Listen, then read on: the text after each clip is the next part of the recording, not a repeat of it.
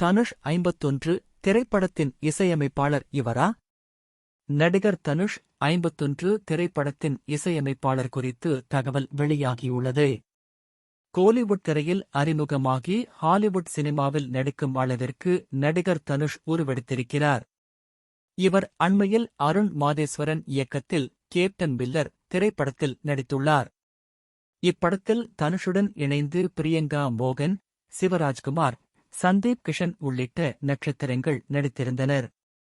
மேலும் இந்த திரைப்படம் பொங்கலை முன்னிட்டு ஜனவரி 12ஆம் தேதி வெளியானது.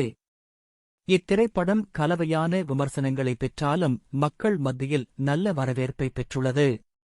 இதையடுத்து இந்த திரைப்படம் 6 நாட்களில் 59 கோடி ரூபாய் வசூல் செய்துள்ளதாக தகவல் வெளியாகியுள்ளது.